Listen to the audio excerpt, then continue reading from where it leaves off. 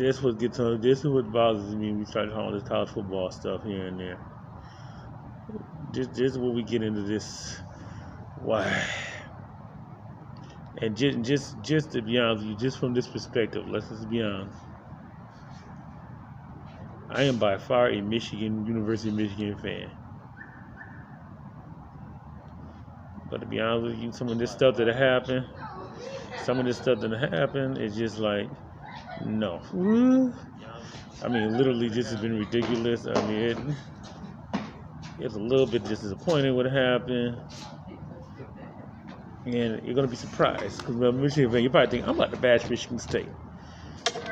For once, no, I'm not. Well, I am and I'm not. Well, okay, we're going to roll this. Okay, let's start back football game. We won 29-22. A Michigan fan. Okay, like I'm going a little biased here, but not entirely here. Number two, you have this one tunnel, everybody goes up. And I'll be honest with you, and this is why I kind of take Michigan blame a little bit in this, at least somewhat in this. Previous you had stuff against Penn State, Rutgers going up the tunnel, and you knew this your biggest rival outside Ohio State coming to town, and you knew this was going to be hotly contested game. The records, as we always say when they play each other, throw it out the window. Yeah, Michigan pretty much took care of business. They probably should have won by more points than they did. I haven't looked at the college football rankings yet. I guess they're probably fourth or third at the most, which means they win the positional playoffs, but that's not the point in this video. We'll get address that a little later on. Now, a couple questions is, the guy who went to the tunnel for Michigan, now I admit that, why he go there by himself? Was he going to I had a couple theories. Now, I haven't got, will he go up there just to, was a buddy on the Michigan State team? Number one. Number two, was it a guy that, was he going there for some early treatment, maybe him playing the game, maybe going back in the locker room early? I have no idea. But number three, Michigan State players. I get it. Look. I'm talking to a guy that sat there, he's a little older and you guys are now, I'm about maybe, most of my people watching most of the stuff, usually in their early 40s, maybe late 30s. I'm about maybe 10 years older than those people. And I was able to remember, really vividly remember, literally remember the Miami, well, I see even some younger people watching it, 30 under, you want to understand. Maybe slightly in your 20s, you definitely wouldn't know about this. The Miami, Florida State, Florida series, those three schools, every time they play each other, they always each other before the game, after the game, in a tunnel, on the media. That's just what we did back then. So, yeah, I used to expect a little Jack. Let's face it. Dude, my senior in high school, okay, I played at Chelsea High School. We had an all-out brawl against Cody High School. We won our homecoming game 35-0. And they couldn't take it. They started to start a fight, and the coach around there gave them a little fight. Literally, it was like a cartoon dust cloud, people throwing out. So, yeah, I've seen some of this. I played another league, kind of like a softball league later on. Well, a couple years before that, I accused one of the guys me told the team crawls the bridge room brawl because of that. So, yeah, I've been involved in some of this stuff before. Matter of fact, I'll tell you one night, I've been grown in my 30s. I was in a basketball league when I knew the guy was obviously cheating. When I knew that they were obviously cheating. That looked obvious, like, dude, there's some calls like, wait a minute. And all of a sudden, the second I was getting called, yeah, that almost ended up being pretty ugly. Every time we had balls, we throwing each other arguments, then it actually stopped the game. Team that we knew we was going to beat by about 20 points, and no way the heck we lose by 30 points or they call against us. So, yeah, I've been on this side of this. We're not going to talk about the Little League baseball coaching days either, but, yes, I've been here, done this, player and coach. Not so much coaching. And sometimes I've never had too bad with the umpires or referees with basketball. One incident I had, but actually as an in-house situation about 8 years ago when I was coaching, when we had a fallout from, I don't want to go too long with this, I know I'm blogging myself a little bit. When we had basically internal fallout when I got mad at one of my assistant coaches going off a parent, and me and the coach almost had a fight down the court. And actually I kicked out of the game, my own coach on the sideline. Okay, now back to this Michigan State thing. Like I said before, the guy goes down the tunnel, he gets upset, they go there, I get them to add some words. I get you going to have a little pushing, shoving. You might even have a couple of fisticuffs. Okay, we're going to keep it real. Okay, you might have a couple of fisticuffs. Okay, let's be straight up. It's a rival game. You walking down there, you by yourself, you walking by the team that's already ticked off as heck, and you whipped them by like 3 touchdowns. And you didn't even score but one. You could go a bunch of field goals. So they basically literally just beat them to slow death, literally in this game. Literally just beat them slowly. And so now that happens, they're mad, they're ticked off. And now you walk by him, you might a couple words, you might hey, you might do a punch or push or a punch or two. But you can't hit a guy in the head. He's not in uniform with a helmet. What if you put the guy in the hospital concussed? He hit me already in jail, probably stop a felony charge for real. And yes, you're Ann Arbor, you're a Michigan State guy. That's not the smartest thing to do.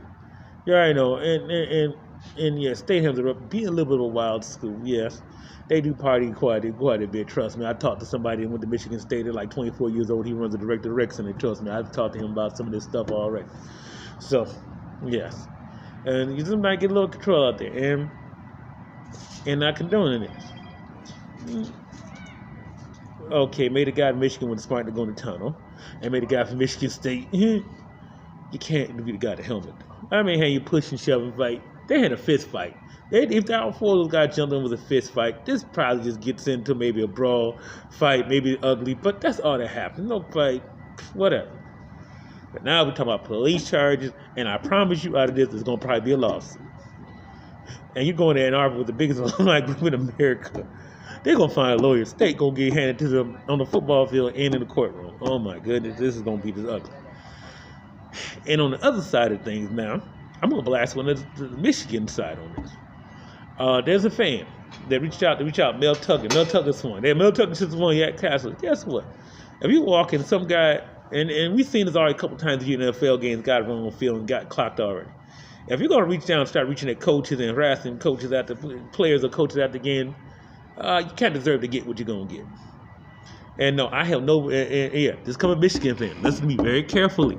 I have no trouble problem with Mel Tucker did swinging at that fan. No, because now you're coming into the field play you won't belong at in some sort of way. And yes, and no, I have no criticism of Mel Tucker of that at all.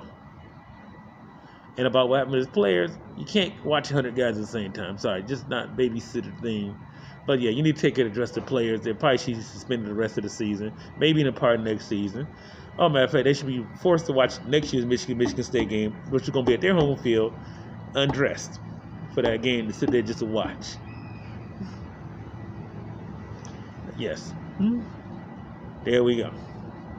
I don't think you got to kick them out of school unless there's some really criminal charges. Then we got a whole different problem at hand there. So, now as far as the rivalry, yes, it's getting heated. It gets serious. And yes, I have people relatives with the Michigan State. I have friends that went to Michigan State. I have people that I know work in Ann Arbor, so we're back and forth. I have a buddy of mine that actually worked at both schools. So this gets very, he's going to probably see this video like, oh. And it's like, you know, it's a football game. Yes, you can have fun. We yak it up every year. But, you know, yes, I'm going over some of the folks' house that State fans and some U of M fight some. And I didn't, and they didn't yak up me when they beat basketball, football, heck, we talk about baseball, even women's softball games. You know, it's fun. It's sport. You're supposed to have a little yak back and forth. It's okay. And yes, once again, there's much reference, and I'm sure some of the people I heard of coaching me going to hear this like, yeah, I'm going to give you some of my personal. No, yeah, I let the kids back it up a little, have a little fun. It's all right. As long as they don't get to the point we in each other face and ready to fight. I know you, but gotta let him some fun. You know, so I just can't be no fun police coach. That has always never been me. So I get all that. But we can't go to the point of assaulting each other and trying to grab at coaches while walking through tunnels. That's just no. And I'll be honest with you, next year, I fully 100% expect a big fight before the beginning of this game between Michigan and Michigan. I don't think I'm separated. They're going to go at each other. There's going to be stuff said in the media next year. I promise you it's going to be really on. Thing is, will Michigan fall off? Will Michigan State will be better? Don't know. That's a good question. So, if you're trying to figure out how to do this, everybody just all screwed up on both sides on this one. And as bad as everybody want to put Mel Tucker on the bus for what happened, no, that's not fair. That's not fair at all, because you're going to have 3 or 4 guys that just suddenly just go out their mind here and there. No, you can't do that. Sorry. Can't let them slide that easy, you know. So that's it. That's my 2 cents. See you guys later.